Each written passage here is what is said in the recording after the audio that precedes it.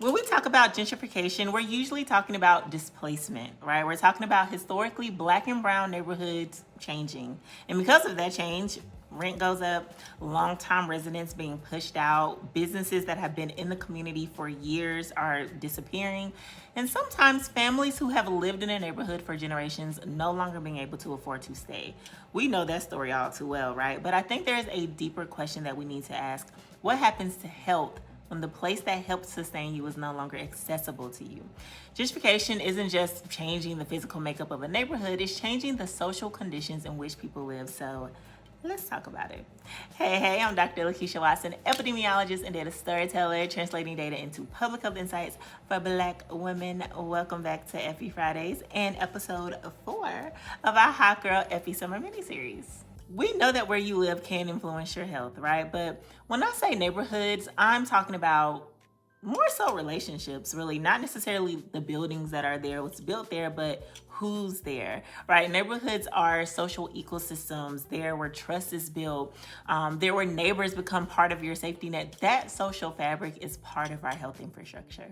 And so this is where the research gets really interesting. So a health affairs study looked at gentrification across 6 major US cities and found something that complicates the way we usually talk about neighborhood change. So some measures of neighborhood conditions actually improved with gentrification. So for example, residents were less likely to live in medically underserved areas. So some things can improve with gentrification. Okay, cool, got it.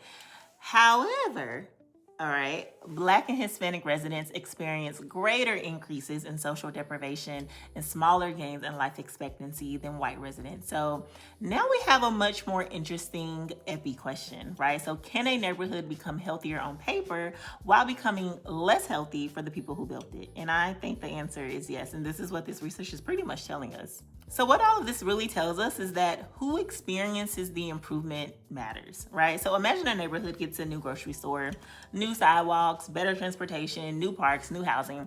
Those are all potentially help promoting changes. But if the people who live there for generations can no longer afford to stay, who is actually experiencing those improvements, right? That's the part of the conversation I like to just really sit in and think about, right? A neighborhood can receive investment without that investment producing health equity. You get what I'm putting down? Now let's go deeper. Now let's talk about displacement. Displacement isn't always as straightforward as moving, right? So researchers have started talking about symbolic displacement. That is when you haven't physically left your neighborhood, but your neighborhood no longer feels like yours, right? So the businesses your family supported are gone. The people who knew your name have moved away. The spaces that reflected your culture and the history of the community slowly disappears. You still have the same address, but you've lost your sense of belonging. And research shows that social connection, trust, and community are protective factors for health, right? So they buffer stress and support mental well-being. So when those things are disrupted, we're losing conditions that help people thrive. And when those networks disappear, we're not just losing community in a sense, we're losing protective factors.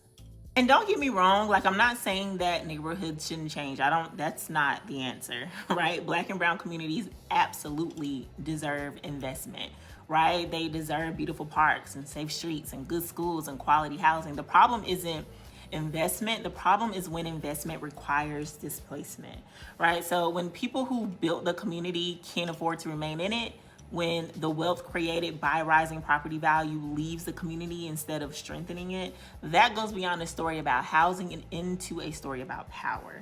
And that's ultimately how I want us to think about gentrification. And so to sum it all up, a neighborhood isn't healthy just because it has more resources. It's healthy when the people who live there have the stability, the power, the opportunity to benefit from those resources. And if the people who built the neighborhood have to leave to make room for its improvement, then we have to be honest about what we're calling progress. And that's the epidemiology of gentrification. All right, y'all, that is this week's Epi Fridays. I hope you enjoyed. I'll see you next week. Bye.